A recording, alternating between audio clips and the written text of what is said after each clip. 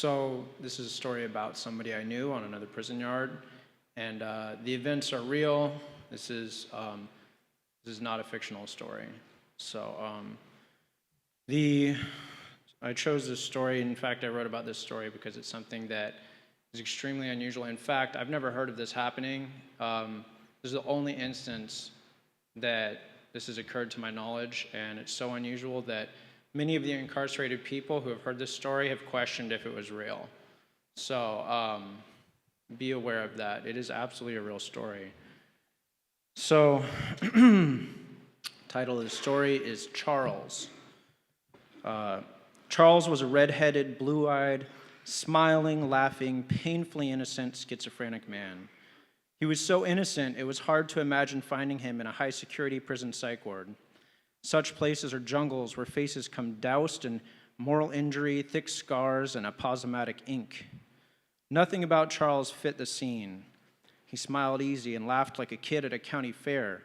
The sight of this orphan traipsing about the prison yard as any child might wander a playground, eager to play with anyone he happened to come across, was a constant tug on the heart. We did our best to care for and protect him, but it wasn't always possible. Someone would give him a TV or a jar of coffee, and he would thank them effusively, but predators knew they could go to Charles when others were not looking. Charles would give away anything he owned to anyone who asked, freely and happily. He would smile at his victimizers and wave a merry farewell as he watched them carry away his worldly things. He did it out of the goodness of his heart. He just loved making other people happy. He had a harder time finishing sentences. I remember watching Charles dribble a basketball on an empty asphalt court amongst hot June winds and eddies of litter, all his focus pouring into the words he was saying to himself. Sunday is, what? Oh, right, church. It's just a church day, or Sunday. Sunday is church day. That's right, church day is Sunday. While he struggled with his words, his hands dribbled the basketball swiftly and smoothly. But when the voice of the recreational therapist rang out, saying, "Who wants to play volleyball?" Charles abandoned the ball mid-dribble and ran to the volleyball court, yelling, Me, can I play?" "Yes, Charles, of course you can play," said the rec therapist.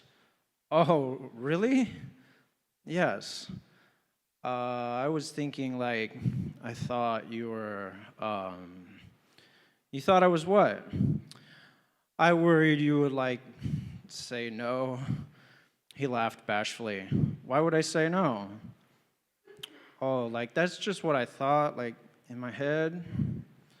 Charles was quickly absorbed into the game, along with about 20 other prisoners. Halfway through the game, Charles bumped into a big, gruff dude who was known for his Tourette's and his tendency to make hollow threats. "Stupid fuck, I'll kill your mom," he said to Charles. "What did you say?" Charles said. "I'm going to kill your sorry bitch mom, you stupid fuck."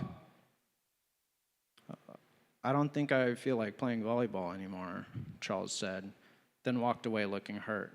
Someone yelled after Charles, saying, "Don't listen to him, Charles. Ain't nobody going to kill your mom." But Charles kept walking.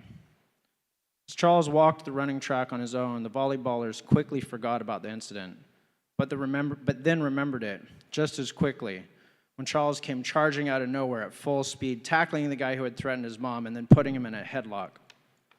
Volleyballers scattered in anticipation of the rubber bullets, mace, and batons that always followed soon after any fists were thrown between prisoners.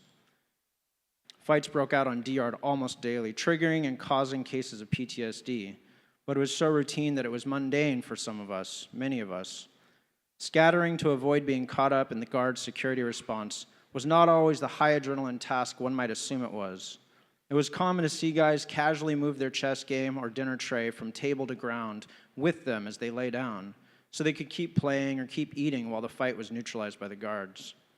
The main frustration was getting caught downwind when chemical sprays and grenades were used. "Get down, break it up," guards yelled from all corners of the yard as they ran over to where Charles had the guy in a headlock. That's when it happened. The gunner did not fire his rubber bullets. The guards did not spray their mini fire extinguisher-style pepper sprays, and no one swung a baton. What did happen was a total breakdown of correctional discipline. A silver-haired old guard, known for being harsh, a man who I had seen beat people on the head with a graphite baton simply because they were doing what Charles was doing at that moment. He was the first man to arrive on the scene. What he did when he saw it was Charles, he slid his baton back into his belt and then knelt down, put his hand on Charles's back and said, "You got to let go of him, Charles. Come on, man, let go of him."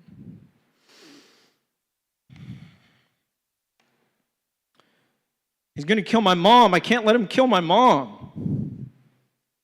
"No one's going to kill your mom, all right? I'll make sure your mom's safe, I promise. Now, why don't you go let go of inmate Gaskin? Come on." The guards eventually talked Charles off the guy and then quietly, considerately walked him off the yard.